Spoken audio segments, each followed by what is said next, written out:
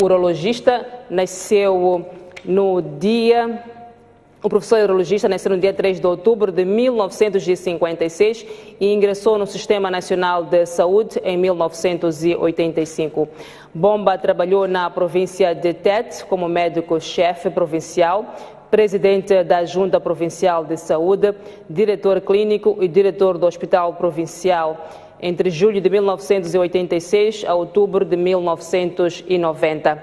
Foi igualmente coordenador do Programa de Combate à SIDA, DTS, da Comissão de Controle do Meningite Epidêmica e da Comissão de Combate à Cólera na província de Tete. Funções que também desempenhou na província de Sofala, de 1990 a 1991. De 1991 a 1992, exerceu suas atividades na Direção Nacional de Saúde e no Hospital Geral de José Macamo. Antônio Bomba foi entre maio de 2001 a julho de 2005 diretor-geral do Hospital Central de Maputo, onde até a data do seu desaparecimento físico exerceu atividades de médico-cirurgião geral no serviço de urologia, departamento de cirurgia, tendo-se evidenciado pela sua simplicidade, espírito de humanismo e dedicação ao próximo. A recuperação da Covid-19 é lenta e exige contínuo e rigoroso cumprimento das medidas de prevenção. Crianças, jovens e adultos estão a morrer no país devido a este vírus, alerta o jornalista Naldo Chivita, sobrevivente da doença e ainda em recuperação.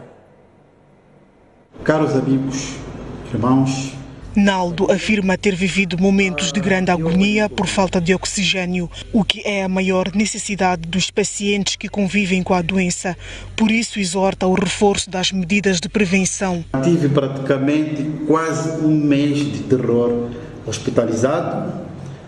Foi um mês de muito sofrimento.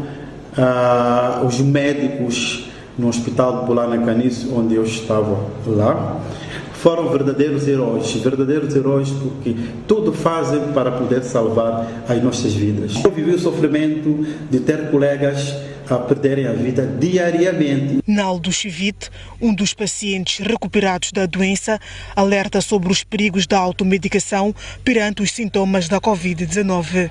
Nós não estamos a perceber o verdadeiro conceito de Covid. Eu acho que esse aqui é o fundo da questão. Porquê? Porque, de facto, nós estamos a seguir com estas medidas de prevenção, estamos a ter uma visão que eu acho que é um pouco errada de que Covid realmente não existe. Não ignorem os momentos que tiverem sintomas desta doença, porque de facto ela está a atuar de forma muito agressiva. Estamos a morrer jovem, temos que levar a sério, e eu vivi este sofrimento, vivi de forma tão intensa que cheguei a acreditar que em algum momento a vida também para mim iria. O novo coronavírus continua a fazer vítimas em Moçambique. Dos mais de 29 mil infectados, 271 morreram, 9.637 estão ativos, 237 estão internados e 19.484 recuperaram totalmente da doença, segundo o Ministério da Saúde. Febres, dores de cabeça e dores no braço são alguns dos efeitos secundários da vacina do Reino Unido contra o novo coronavírus. O relato é de Dulce Leocock, moçambicana que já foi vacinada. Passa mais de um mês desde que começou a ser administrada a vacina desenvolvida pela Pfizer e BioNTech contra a pandemia do novo coronavírus no Reino Unido. Dulce Leocock foi a primeira moçambicana residente no Reino Unido a ser contemplada para tomar a vacina e assegura que, apesar dos efeitos secundários, foi a sua melhor decisão. Esta vacina tem duas fases. A primeira fase é que já apanhei no domingo passado. A segunda fase será de 21 a 28 dias. E se a pessoa tem Covid ou teve Covid-19 dentro de 10 dias, a probabilidade de não apanhar, tem que fazer um outro teste para provar que já não tem, é negativo. Os efeitos da vacina após de apanhar são dores de cabeça ligeiras, febres, náuseas, assim como também dores musculares, e o braço que apanhou a vacina, obviamente. Dulce explica que, mesmo imunizada, continua a cumprir todas as medidas de prevenção. Após apanhar a vacina, não significa que estou isenta 100% de eu não poder apanhar o Covid-19. Há possibilidade de eu contrair o Covid-19, sim. Mas, ao menos, estou prevenida 50% a 66% de não apanhar. Mas tenho que dar continuidade às boas práticas. Prevê-se que a vacinação em Moçambique arranque no segundo semestre deste ano. Moradores dos bairros periféricos da cidade de Maputo não cumprem com as medidas de prevenção do novo coronavírus. Os adultos não usam máscaras, ignoram o distanciamento social e as crianças, sem nenhuma proteção, fazem-se às ruas sozinhas ou acompanhadas pelos mais velhos. 1, 2, 3, 4, 5. Dá para contar o número de pessoas que usam máscaras nos bairros periféricos da cidade de Maputo, o epicentro da pandemia, e incontável número de crianças que se fazem à rua sem nenhuma proteção contra o novo coronavírus. Machaquene, histórico e periférico bairro da cidade de Maputo, onde as medidas de prevenção da Covid-19 estão igualmente na periferia da preocupação dos moradores. Nos prevenimos também pondo máscara. Hoje esqueci a de máscara. Esquece-se a máscara por aqui, ali ou acolá, não por desconhecimento da existência do novo coronavírus e muito menos das suas consequências. Já é um erro. Porque se anda na rua sem máscara, sempre pode evitar conseguir contaminar a doença. E a sua máscara? A minha máscara sempre está no bolso. Por que não está a usar? Não estou a usar porque eu estava a fumar um cigarro, então não podia fumar com máscara. A motorizada que este menino conduz é de brincadeira, mas mergulhado no mundo da sua ingenuidade, não tem a noção de que a Covid-19 é real e pode conduzi-lo a um leito do hospital. Nós que somos encarregados das crianças, nós que não estamos a dar educação às crianças. A criança tem máscara, não é que não tem máscara, que a criança não tem máscara, mas para andar com a máscara a criança é muito difícil. E gostam de ficar na estrada de verdade. Ficam na estrada e, na inocência, partilham entre elas o amor que lhes pode custar a saúde. E os que ainda não andam por si só são os mais velhos que os levam à rua e, não poucas vezes, seus pais que também não usam máscaras. Eu uso máscara, tenho um problema de desesperação. Sim. E seu bebê está a sair à rua com o bebê, não é arriscado? Não está ninguém para ficar com ele. Além de se fazer às ruas sem máscaras, os jovens deste bairro espalham abraços, trocam carinhos e mimos que podem carregar consigo o vírus. Um comportamento de risco em plena cidade, que é o epicentro da doença. As autoridades locais dizem que não estão alheias à situação. Porque são ditos que fiquem em casa sem fazer nada, saem à rua e ficam mesmo aglomerados. Volta de 15, 20 jovens, estão a conversar o quê? Mas estão lá. Chegas, fala, eles não querem te ouvir, mas quando já vem a polícia, aí já começam a se espalhar. Estão a dizer que vocês, como autoridades do bairro, não têm controle? Nós temos controle, mas o problema é o respeito que eles não têm para conosco. E não são só os jovens que não respeitam as autoridades do bairro. Os pais das crianças que estão expostos à Covid-19 na rua também não dão atenção ao chefe do quarteirão. Os raios solares incidem sobre a cara dos residentes do bairro e a sua preocupação é mesmo com o sol, porque para a Covid-19 estão nem aí. E tua máscara, então? A minha máscara esqueci. Esqueceu? Sim, em casa. Sim. Não usa, mas esqueceu em casa por quê? É problema de coisa de detenção. Sim, que às vezes para respirar não é fácil. Não é fácil de respirar, mas Irene Salvador faz parte do grupo de risco devido à hipertensão, daí a necessidade de redobrar as medidas de prevenção do coronavírus. Além dos grupos mais vulneráveis estarem expostos à Covid-19 em Xamanculo, as crianças deambulam pelas ruas sem nenhuma proteção contra a doença. Deveria-se arranjar uma forma de educar as crianças para não se aglomerar nas ruas, ficar em casa, ter aconselhamento dos pais, sobretudo. A falha é essa. Vejo muita gente sem máscara, só usa assim acidentalmente. A inobservância das medidas de prevenção do novo coronavírus é do conhecimento dos responsáveis pelo bairro, mas estão impotentes diante da situação. Porque o que acontece é que muitas pessoas reclamam porque nunca viram ninguém com Covid. Reclamam porque nunca viram ninguém a morrer. Então, as reclamações são sempre essas. Então, torna-se complicado para nós. Os resultados do inquérito seroepidemiológico indicam que Inhamancula é o bairro mais exposto à Covid-19, com uma taxa de 4,72%, e Camachaquene está em quarto lugar, com 3,93%. Mesmo depois da realização do inquérito seroepidemiológico, que apontou os bairros mais expostos à Covid-19 na cidade de Maputo, os cidadãos continuam a viver como se a doença não existisse, ignorando todas as medidas de prevenção do novo coronavírus. Pior, autoridades locais não têm poder sobre a situação. As imagens são de Abdul Manissa, Dário Costa, STV.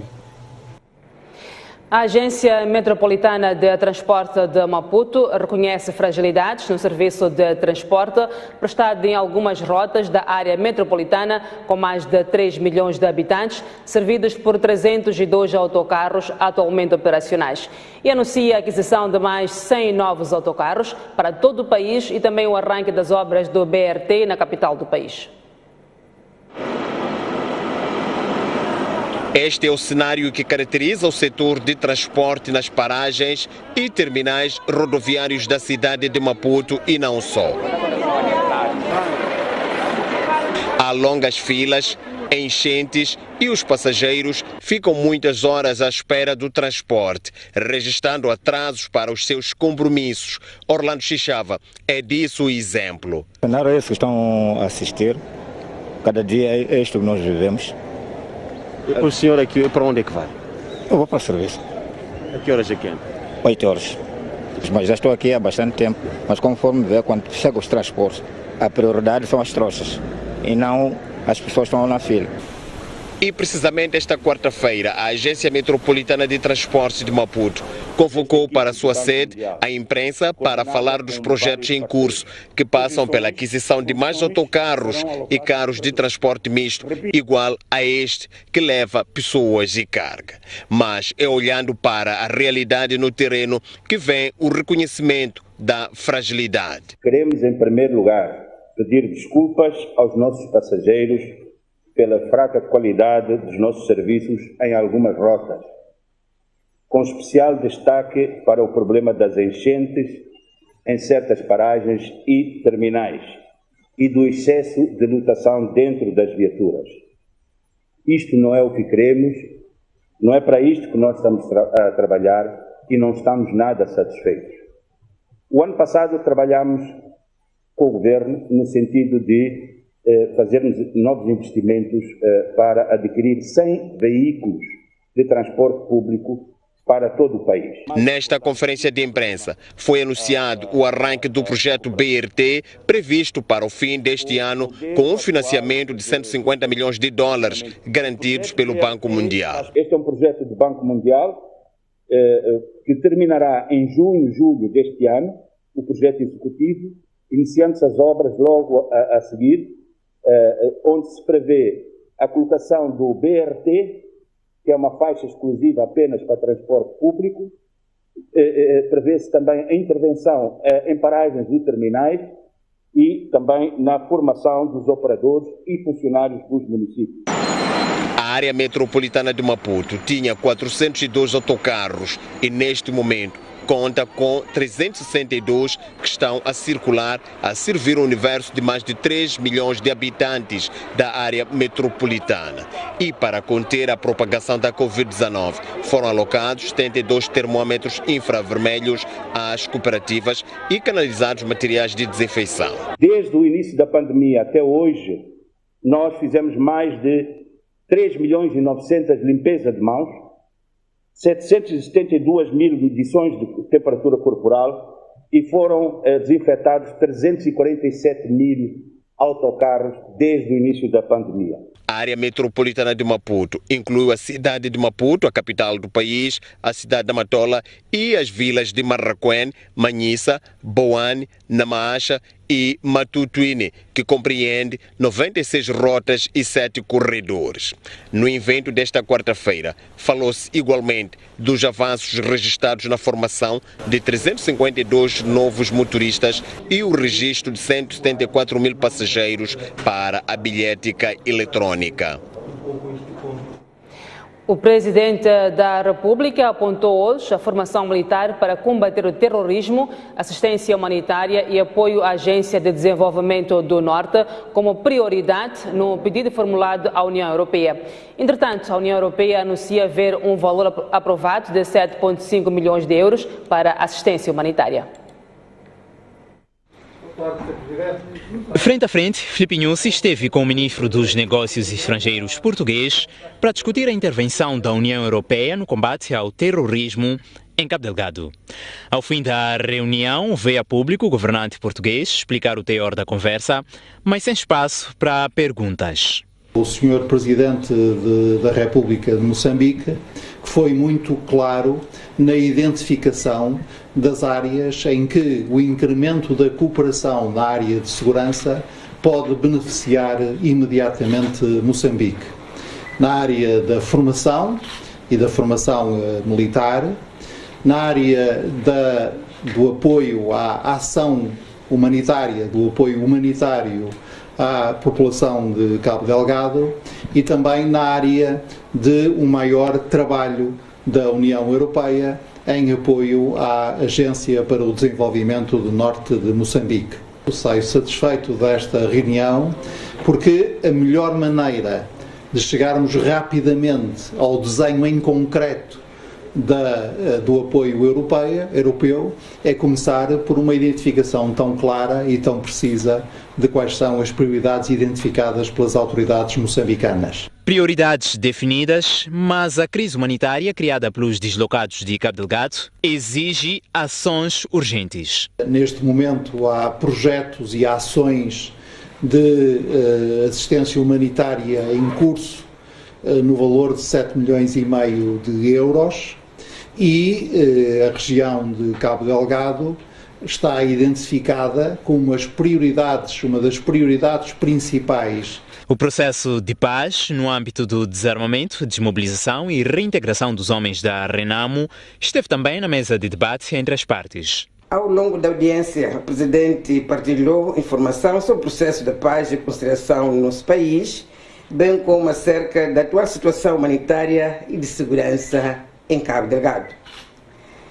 O chefe de Estado moçambicano apreciou positivamente o papel e empenho da União Europeia e dos seus Estados-membros nos processos de paz e reconciliação no nosso país. O governante português Augusto Santos Silva está em Moçambique a mando do alto representante da União Europeia para a política externa e de segurança, depois de as autoridades moçambicanas terem solicitado apoio a esta organização para travar os insurgentes. O presidente da República afirma que os terroristas querem pilhar as riquezas do país e por isso deve haver eficácia combativa contra os malfeitores. Nyusi insta o novo chefe do Estado-Maior-General das FADM, empossado hoje, a dedicar seus esforços. Filipe Nyusi esteve na manhã desta terça-feira no quartel-general das Forças Armadas de Defesa de Moçambique para conferir posse à nova chefia. O aprimoramento dos seus níveis organizacionais. No discurso, o Presidente da República começou por apontar a causa para o terrorismo em alguns distritos de Cabo Delgado. A África é um continente mais pobre do mundo e também o mais rico. No seu subsolo jaz 1/3 das reservas minerais do planeta, mas o que poderia constituir a salvação do continente é, pelo contrário, uma maldição. Os recursos naturais africanos têm sido alvo de uma pilhagem sistemática. Sendo Moçambique parte deste continente, o nosso país vê-se hoje mergulhado em ataques terroristas com o mesmo objetivo de pilhar as riquezas nacionais. Se pilhar as riquezas nacionais é o objetivo dos terroristas, em Cabo Delgado, Filipe Nyusi quer uma luta contundente contra os malfeitores, não apenas aos terroristas, bem como à junta militar da Renamo. As ações terroristas na província de Cabo Delgado e da junta militar da Renamo nas províncias de Manica e Sofala são algumas dessas ameaças que urgem continuar a responder com cada vez maior contundência e eficácia combativa. É para que haja essa eficácia combativa e mais dinâmicas que o Presidente da República, enquanto comandante-chefe das Forças de Defesa e Segurança, fez mexidas nas FADM, indicando Eugênio Mussa para chefe do Estado-Maior-General e Bertolino Capetini como vice-chefe. A mudança que hoje testemunhamos tem em vista imprimir este novo dinamismo que queremos ver refletido em todas as Forças Armadas de Defesa de Moçambique. Trata-se de um refrescamento do seu comando, que temos a confiança de que conferirá maior velocidade do cumprimento cabal da sua missão constitucionalmente consagrada. A missão constitucionalmente consagrada que Filipe Nyusi espera da nova chefia das Forças Armadas de Defesa de Moçambique tem um resumo. Restabelecer a paz no norte da província de Cabo Delgado, em comunhão com os vossos colaboradores e em atuação coordenada com as demais forças de defesa e segurança e com a heroica população e repor a ordem no centro do país. O chefe do Estado-Maior-General, Eugênio Mussa, substitui no cargo Lázaro Minete, a quem Filipe Nyusi expressou reconhecimento pelo trabalho prestado nos mais de 3 anos.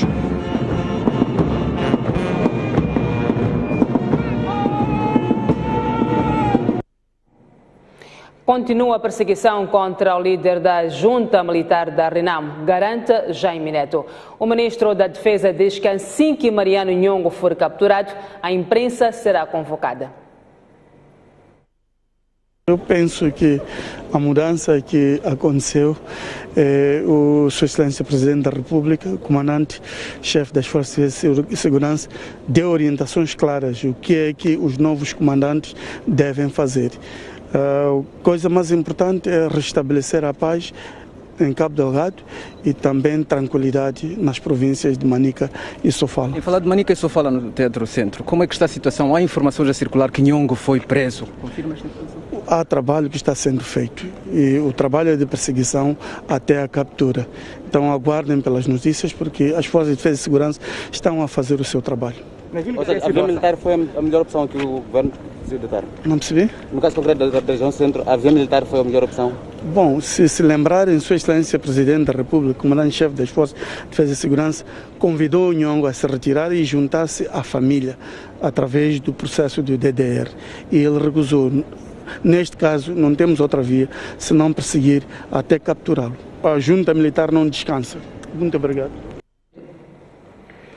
Houve aproveitamento na atuação da polícia semana passada ao confiscar produtos de vendedores em alguns estabelecimentos da cidade de Maputo, segundo o jurista Benjamin Alfredo, salientando que neste momento o decreto presidencial deve ser minuciosamente observado. Este foi um aproveitamento por parte da Polícia Municipal escusado. Por quê? Porque a Polícia Municipal tem todo o tempo, não é, para fazer a sua atividade. Desde o dia 1 de janeiro a 31 de dezembro, pode o fazer sem o decreto presidencial. Todas as forças neste momento estão voltadas para o controlo da Covid-19 em Moçambique. Face ao contexto de emergência que o país atravessa, o jurista Benjamin Alfredo explica que o decreto presidencial é que deve ser exclusivamente seguido. O instrumento dominante neste momento é o decreto presidencial. E praticamente a postura municipal teria que esperar para ver exatamente quais são os efeitos desse decreto presidencial. Sob pena e risco de existir aqui um conflito, não é, na aplicação destas normas, que é o que está a acontecer de facto, não é? Não se trata, é bom que fique bem claro isto, o decreto presidencial não veio para reforçar as medidas da postura municipal, não veio para reforçar, veio para colmatar uma situação específica da Covid, enquanto que a postura municipal não se refere à Covid. A postura municipal refere-se, por exemplo, ao funcionamento dessas mesmas barracas. E que o trabalho de monitoria deve ser feito pela Inspeção Nacional das Atividades Econômicas. Não se diz, vamos lá, que a Polícia Municipal não pode agir, não é? A Polícia Municipal não tem que esperar pelo decreto presidencial, não tem que esperar por medidas, outras medidas, porque este instrumento que eles têm é um instrumento que é claro, visa de facto regular estas matérias, e eles não deveriam ter feito isso naquele momento. Tanto mais que está claro aqui que a inspeção nacional, não é? Da atividade econômica, não é? INAI, é a entidade que é reconhecida aqui através do decreto presidencial como sendo aquela entidade que vai, podemos dizer assim, comandar estas operações. Na terça-feira, a INAI esclareceu também que a fiscalização no âmbito do decreto presidencial sobre o estado de calamidade pública é da sua competência. O ministro do Interior entende que não houve excesso de zelo na apreensão de bebidas alcoólicas por parte da polícia na última sexta-feira em Maputo. Amada Mequidade diz que o mais importante agora é o que já foi dito pela INAI, que haverá devolução das bebidas. Primeiro de tudo, queria clarificar que é assim, ontem a diretora do INAI clarificou que os bens apreendidos em operação conjunta iriam ser devolvidos. Portanto, a nossa missão é a reposição da lei e se houve algum excesso, ele foi corrigido prontamente, dito pela diretora do INAI. A nossa missão é proteger o povo. O Ministério do Interior reconhece esse excesso? Houve excesso em algum momento, uma descoordenação que terá havido? Não, eu não diria descoordenação nem excesso, né? É assim, houve uma violação, houve desobediência a um decreto e era preciso, de certa maneira, corrigir essa desobediência, né? Fazendo valer a lei. É natural que na aplicação da lei há sempre interpretações um bocado para além da lei, né? E não houve intenção maléfica. Por essa razão, houve, por parte do INAI, o reconhecimento. Não vou fazer referência, mas vocês sabem perfeitamente a quem compete repor a ordem, né? Seja a nível das posturas camarárias, né? Através da polícia camarária, seja através da ordem pública pela PRM. Tá bom? Obrigado, professor. O Jornal da Noite sai para o intervalo. Já voltamos com mais informação. Até já, não sai desse lado. E vamos às notícias da tomada de posse de Joe Biden.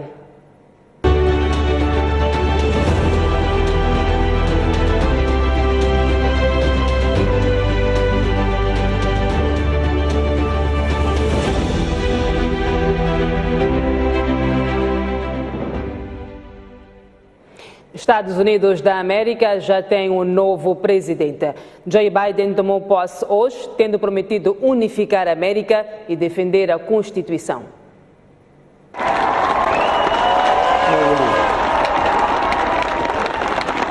Chief Justice Roberts, but the American story depends not on any one of us, not on some of us, but on all of us, on we the people who seek a more perfect union.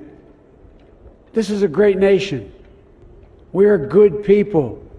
And over the centuries, through storm and strife, in peace and in war, we've come so far. But we still have far to go. We'll press forward with speed and urgency, for we have much to do, much to repair, much to restore, much to heal, much to build, and much to gain. Millions of jobs have been lost. Hundreds of thousands of businesses closed. A cry for racial justice, some 400 years in the making, moves us. The dream of justice for all will be deferred no longer. A rise of political extremism, white supremacy, domestic terrorism, that we must confront and we will defeat.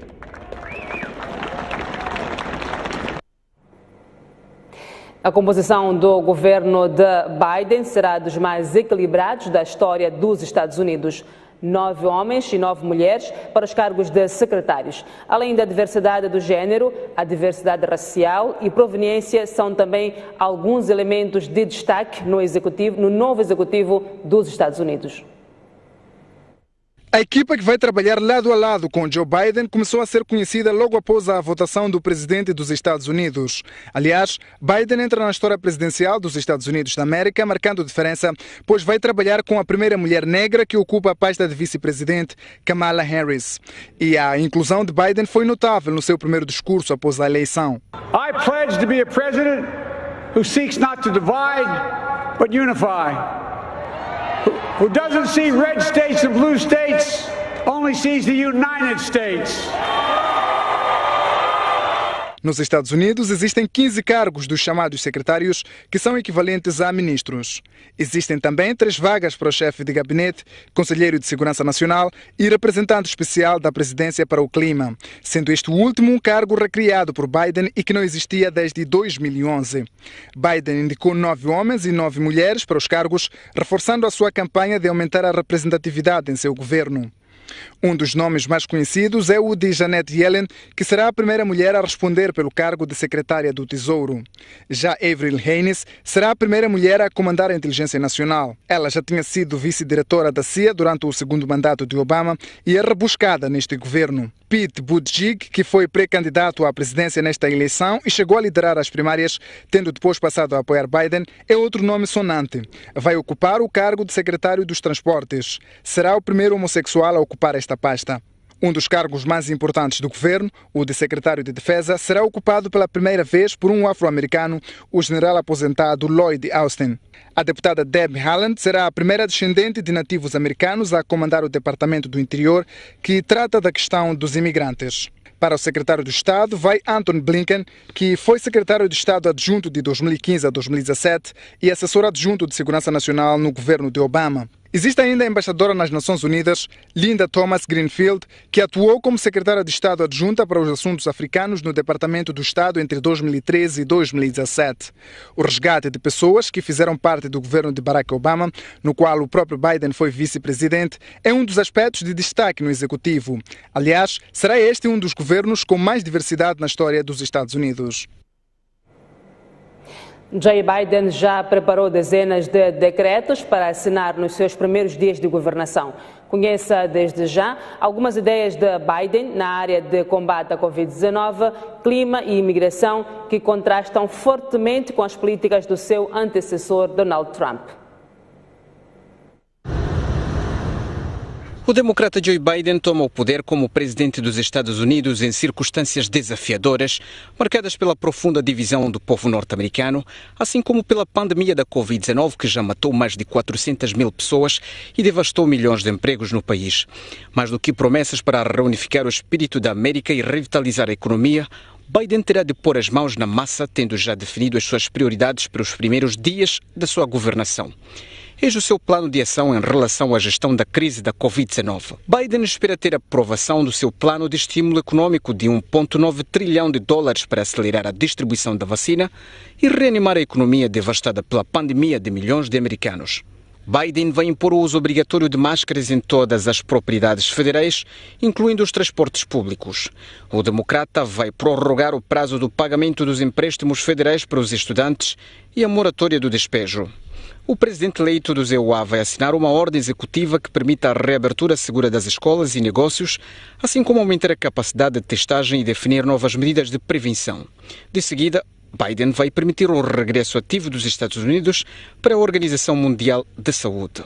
Quanto ao combate a mudanças climáticas, Biden vai devolver os Estados Unidos ao Acordo de Paris, o maior acordo climático aderido por quase 200 nações com o fim de evitar os impactos devastadores das mudanças climáticas. O democrata também vai reimpor limites de poluição de metano para novas e existentes operações de petróleo e gás revogadas por Trump. Biden vai ainda usar o sistema de compras do governo federal, que gasta 500 bilhões de dólares todos os anos, para tornar as instalações mais dependentes da energia limpa e promover compra de veículos com emissões zero. Biden vai proibir novas licenças de petróleo e gás em terras e águas públicas, incluindo o Refúgio Nacional de Vida Selvagem do Ártico.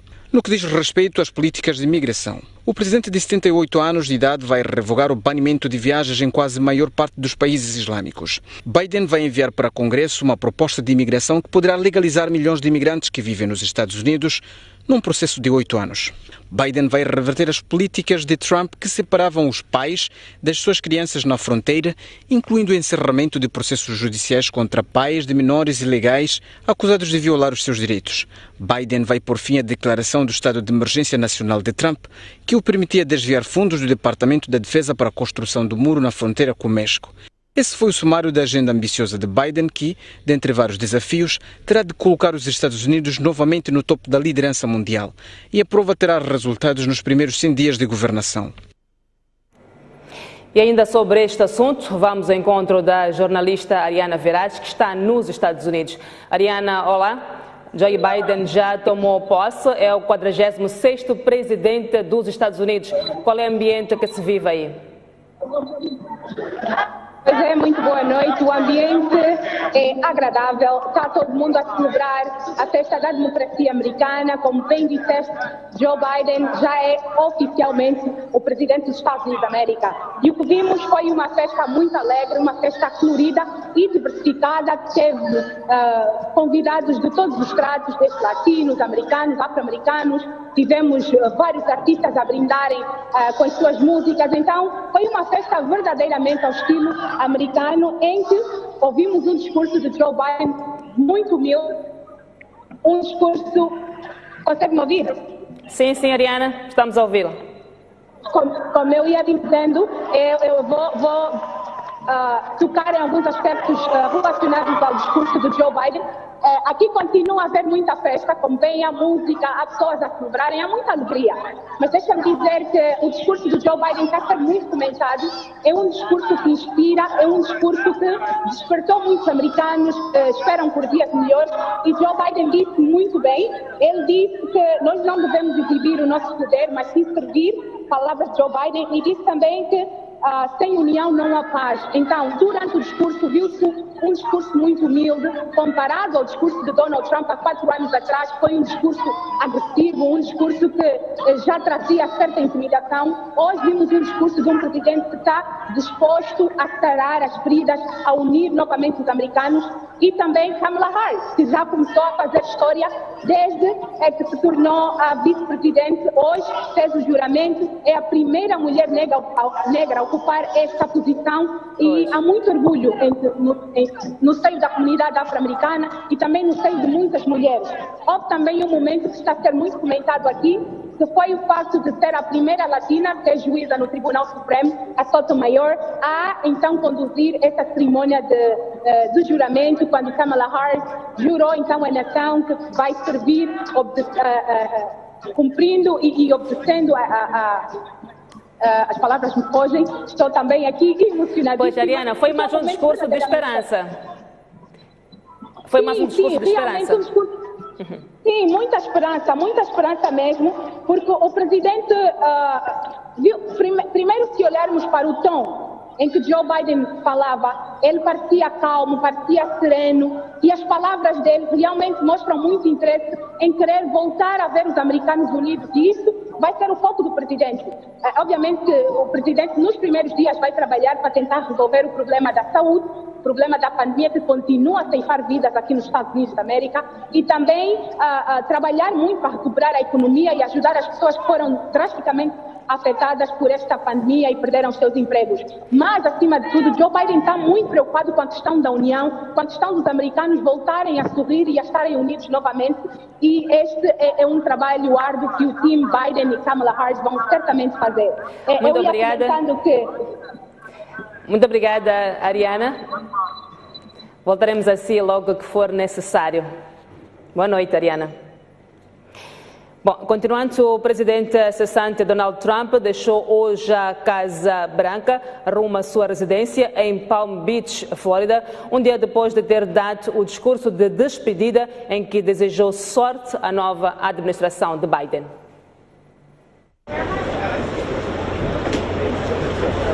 Após 4 anos de estada, na manhã desta quarta-feira, Donald Trump, na companhia da sua esposa, caminhou para fora da Casa Branca, onde o Marine One, helicóptero presidencial, estava à sua espera para levá-los à residência em Palm Beach, Flórida. Mas antes do destino final, o helicóptero pousou no campo militar Joint Base Andrews, em Maryland, onde o casal Trump foi saudado por um grupo de apoiantes e uma parada militar que disparou tiros de canhão.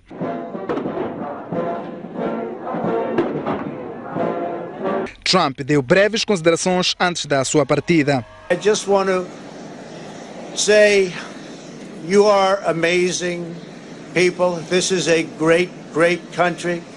It is my greatest honor and privilege to have been your president.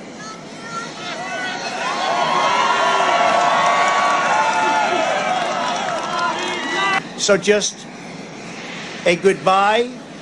We love you. We will be back in some form.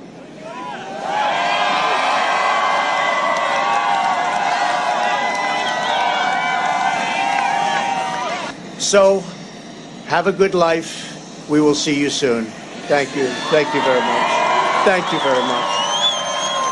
Foram mesmo breves as palavras, pois na noite de terça-feira Trump já havia dado um discurso de 20 minutos de despedida, desejando sorte à nova administração, elogiando os 4 anos da sua governação. My fellow Americans, 4 years ago we launched a great national effort to rebuild our country, to renew its spirit, and to restore the allegiance of this government to its citizens. In short, we embarked on a mission to make America great again for all Americans. As I conclude my term as the 45th President of the United States, I stand before you truly proud of what we have achieved together.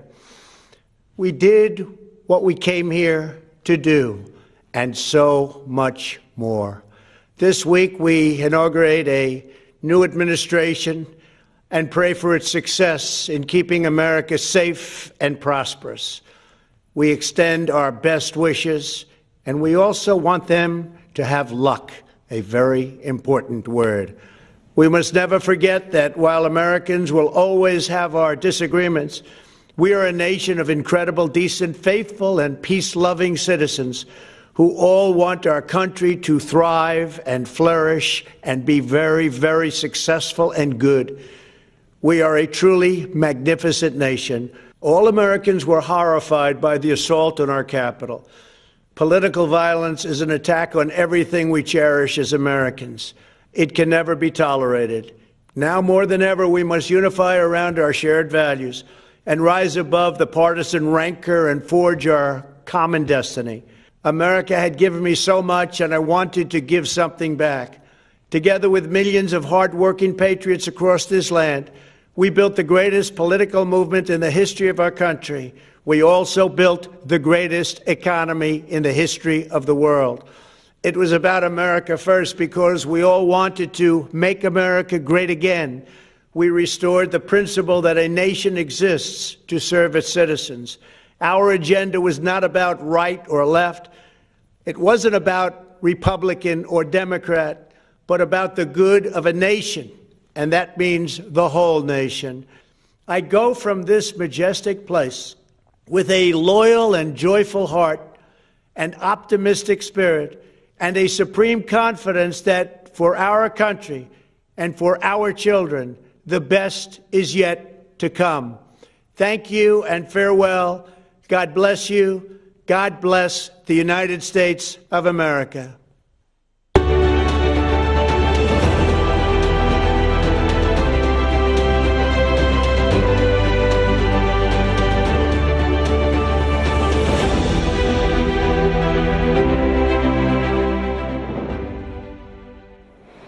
O INAM informa que a tempestade tropical severa Eloise enfraqueceu e tornou-se depressão tropical desde o final da tarde de ontem, quando atingiu o Madagascar.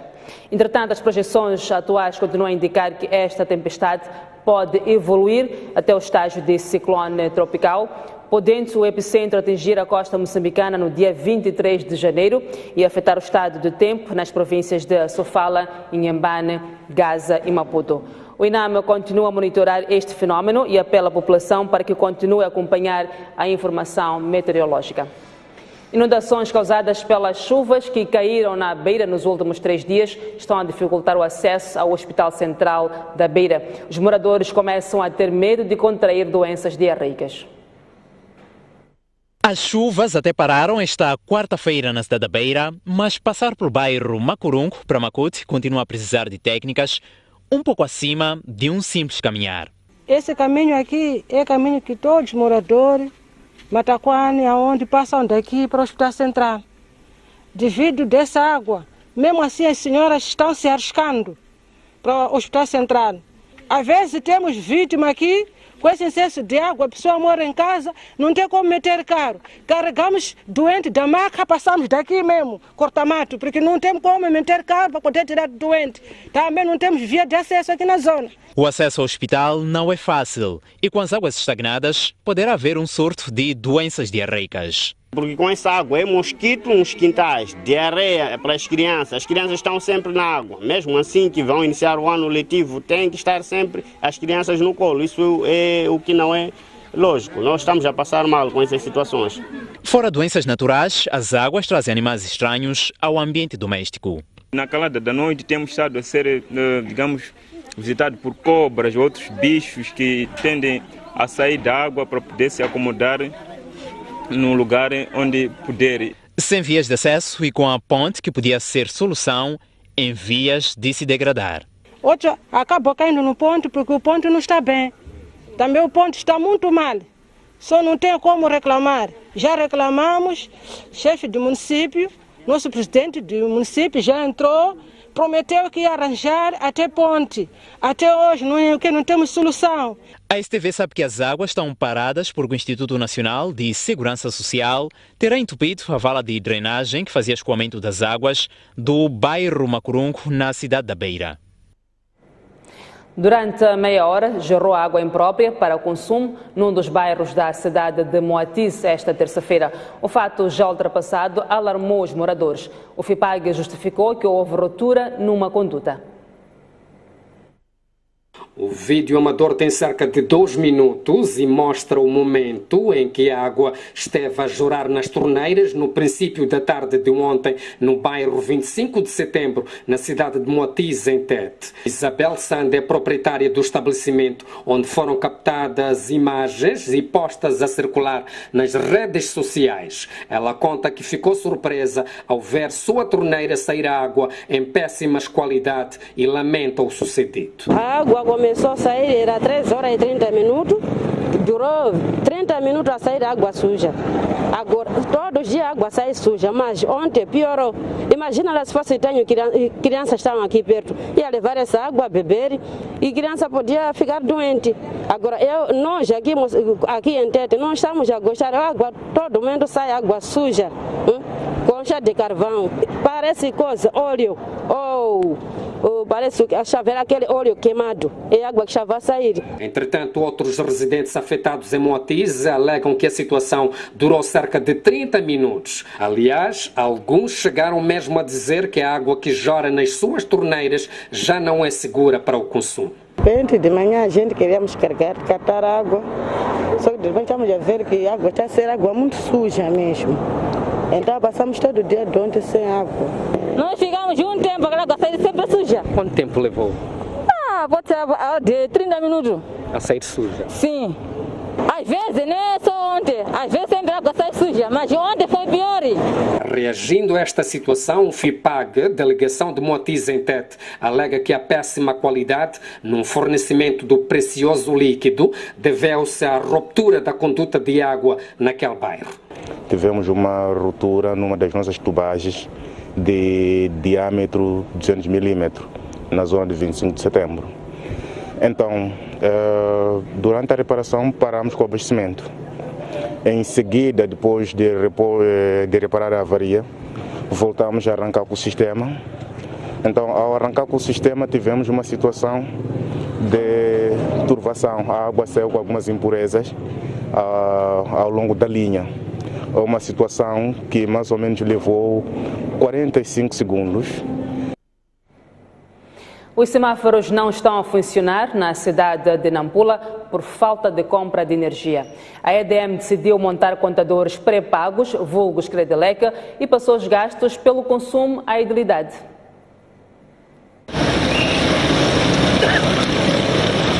Há mais de 2 semanas que se instalou a confusão na cidade de Nampula. Os semáforos pararam de funcionar. Os automobilistas entraram em cena com seu comportamento de desordem.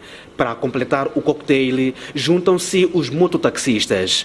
A polícia faz o que pode para garantir a circulação ordeira, sobretudo nas horas de ponta, mas, por vezes, é inevitável aquele pequeno engarrafamento nas vias mais usadas.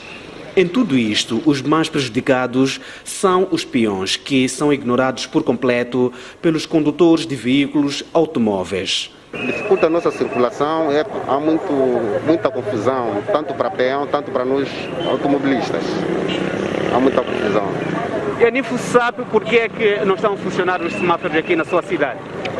Eu até do momento não sei, porque o apagão é geral, toda a província da cidade de Nampula, tanto em Nacala, tanto na cidade de Nampula. Muito complicado.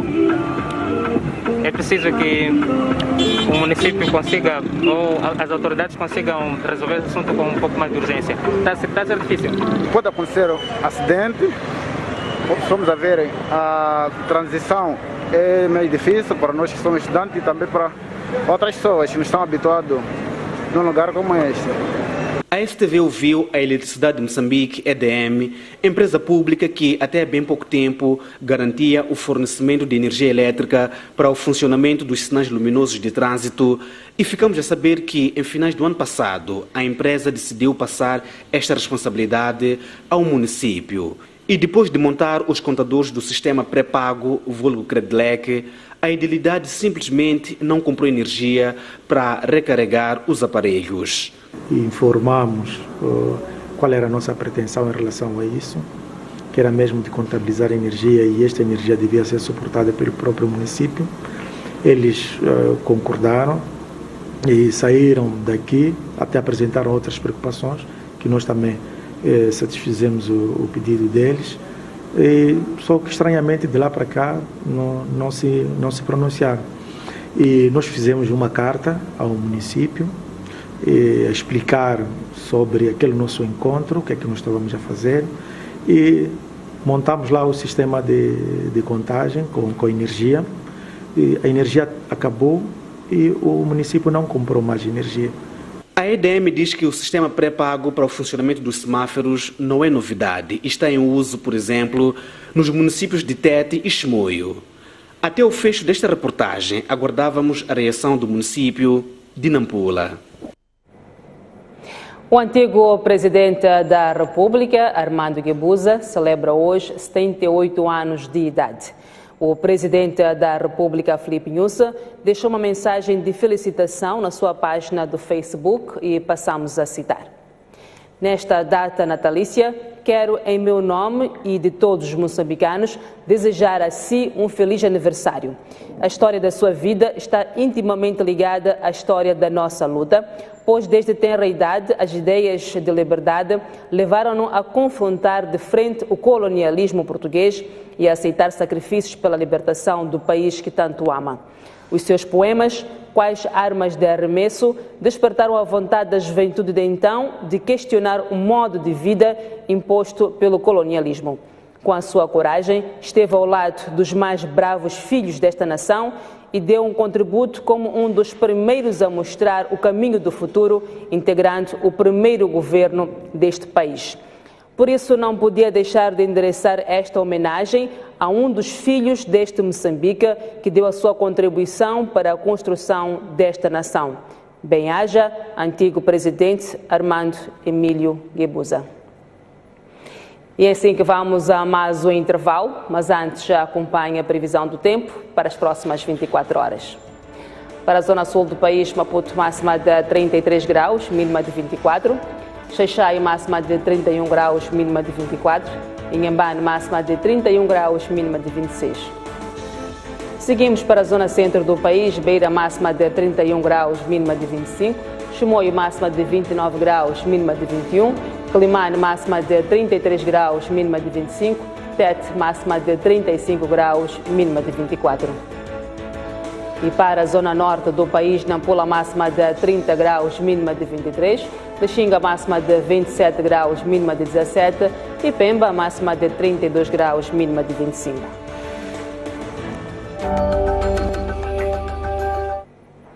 E vamos à página desportiva. O Desportivo de Maputo mostra-se confiante num bom resultado no clássico de sábado, diante do Ferroviário de Maputo, inserido na segunda jornada do Moçambola 2021. Este jogo será transmitido na ESTV Notícias. Sem pressão para dar voos altos, mas sempre focado no que o investimento feito, estrutura montada e realidade atual do clube permitem traçar em termos de sonhos e objetivos reais. É assim como o Desportivo Maputo vai se posicionar no primeiro clássico do Moçambola 2021, assim como nesta maratona de 26 jornadas que corporizam o campeonato. Quem é o candidato ao título é o Ferroviário. Nesse sentido, eu penso que quem tem que de alguma maneira começar a remar contra a maré é o Ferroviário. Sabemos que é uma equipa extremamente difícil em alguns momentos de jogo. Sem ritmo competitivo, o que é normal para quem ficou muito tempo sem competir, há que dar tempo ao tempo para se alcançar o desejável grande espetáculo de futebol. Se nós formos analisar bem a questão da fadiga, ou de saltar, repara, há equipas que começaram antes e estão quase ao mesmo nível a nível físico. Como eu disse, é um ano muito atípico e que nós vamos ter que, como treinadores, vamos ter que resolver isso a nível de planificação e a nível de preparação dos próprios atletas. Não haverá público no campo para espevitar os artistas no jogo grande da jornada 12 e outros tantos, mas esta decisão deve ser vista como um mal necessário. Surpreendeu-me ver quase o campo de Quelimane quase cheio. Eu não sei, eu faço um apelo à Liga que verifique cada vez os casos de Covid em Moçambique estão a aumentar mais. Acho que foi admissível aquilo que se passou em Quelimane. Um campo que supostamente só podia ter 150 pessoas, estavam o triplo daquelas pessoas ali. O clássico Desportivo Maputo Ferroviário está agendado para sábado, às 15h30, no campo da Liga Desportiva e será transmitido na STV Notícias. O Ferroviário de Maputo assume favoritismo no jogo deste sábado, diante do Desportivo de Maputo, referente à segunda jornada do Moçambola 2021. Os locomotivas da capital dizem estar na sua máxima força para derrotar os alvinegros. Somos favoritos. Nem mais. O empate a 0 diante da UDS na jornada inaugural não agradou as locomotivas da capital, que garantem ter encontrado o antídoto para fuzilar o próximo adversário. Muita concentração, já foram anotados os erros cometidos, é de muita concentração naquilo que fomos a fazer dentro do campo, errarmos menos e concretizarmos as oportunidades que vamos criar. Eu acho que o que tomou conta das duas equipes, falo do Ferroviário do Songo, foi a ansiedade. Então, nós do nosso lado temos que saber controlar a ansiedade e aproveitar as poucas oportunidades que tivemos. Aos seus adeptos, a equipa técnica deixa uma mensagem de confiança de que a vitória é certa, como é certa a esperança da conquista do título. Muito complicado apoiar de longe, né? Mas que continuem a nos apoiar. Nessa situação a Covid não está sendo fácil, mas que nos apoiem de longe, que estamos cientes que queremos ser campeões. Eu não vou dizer que os jogadores não têm tido atitude, mas a finalização, temos que finalizar porque o volume de jogo que nós temos é maior, entramos sempre a dominar os adversários, mas temos que finalizar. Neste momento, o plantel está quase todo ele saudável, sendo que incertezas existem apenas em relação ao estado clínico do guardião Franca. Já o Costa do Sol aponta para a vitória no duelo de domingo frente ao Engomata de Chinavane. Telinho e Nilton são as baixas confirmadas dos canarinhos para o confronto de domingo com os açucareiros. O Costa do Sol começou a defesa do título em falso na Beira, ao perder diante do Ferroviário local por 1-3 A derrota consumada, para já resta fazer trabalho de casa, porque vem na segunda jornada o Incomate de Chinavani. Aliás, a derrota da Beira nada altera na planificação do conjunto canarinho, que continua focado na revalidação do título. Não é uma equipa que planificou ganhar apenas na primeira jornada. Nós temos um plano de trabalho que nos vai permitir ganhar o campeonato nacional. Por isso, a primeira jornada não nos diz nada, não é essa que nos vai dar o campeonato, ainda faltam 22 jogos, 23 jogos e como tal o nosso objetivo é claro, é a conquista do campeonato e não ganhar apenas a primeira jornada. Eu acho que não é um jogo de se redimir, mas é um jogo de fazer aquilo que o Costa do Sol sempre... Nós queríamos fazer isso na Beira, não conseguimos. Temos essa chance de fazer isso contra o Incomate. Temos que ir com muita humildade, respeitar o adversário, porque não é um adversário assim tão simples também. Só temos que fazer o dever de casa. No dever de casa não farão parte Telinho e Nilton lesionados, mas haverá a reintegração do capitão Isaac. Nós temos o Telinho com uma fissura provocada por uma entrada muito grave, claramente abusiva no jogo, vai ficar 2 meses fora do contexto futebolístico. Temos o Nilton também 2 meses fora da planificação desportiva e temos o Isaac que vai retomar esta semana. Não estarão em jogo Telinho e Nilton, estarão os outros que deixam sossegado o médio centro dos canarinhos. São jogadores fundamentais para a equipa, mas nós temos um plantel que alimenta isso. Quando sai um, eu tenho certeza que no final de semana contra o Incomate não iremos sentir falta de nenhum jogador, porque o plantel está recheado e sai um, entra um, é assim como Costa do Sol. O jogo Costa do Sol Incomate de Chinavani será realizado às 15h30 de domingo no campo da primeira equipa. E vamos aos destaques do programa Noite Informativa. António Tia, muito boa noite. Que temas é que serão discutidos hoje? Muito boa noite, Selma. Boa noite, caro telespectador. A noite especial de análise sobre a era Joe Biden será daqui a pouco na STV Notícias, no programa Noite Informativa. Juntam-se a nós o académico Eduardo Chiziane, Agostinho Zacarias, antigo reitor do extinto Instituto Superior de Relações Internacionais, Régio Conrado, e ainda moçambicanos residentes nos Estados Unidos. Vamos essencialmente traçar o panorama do que muda nos Estados Unidos, no mundo, em África e em Moçambique, com a nova administração inaugurada hoje com a tomada de posse de Joe Biden e a sua vice-presidente. Não deixaremos, como é óbvio, de olhar para temas nacionais, a atualidade. Vamos olhar para, portanto, os destaques em relação aos ataques na região centro do país. O ministro da Defesa Nacional afirmou hoje que as forças de defesa e segurança continuarão a perseguir, portanto, o líder da junta militar da Renamo, Mariano Nhongo. Isto acontece 5 dias depois do presidente da República a ter avisado a Mariano Nhongo para entregar-se antes que seja tarde. Vamos ainda fazer o panorama dos novos desenvolvimentos em relação ao assunto do Cabo Delgado. Hoje o Presidente da República reuniu-se com a delegação da União Europeia que está em Maputo para discutir os detalhes do apoio ao combate ao terrorismo. Como pode ver, caro telespectador, os temas são de peso. Eu aguardo por si daqui a pouco no canal de notícias. Muito obrigada, António Tia. Fica o convite. Dentro de instantes, não perca o programa Noite Informativa na STV Notícias. Nós ficamos por aqui. É sempre um prazer estar em sua companhia. Voltamos amanhã, à mesma hora. Boa noite.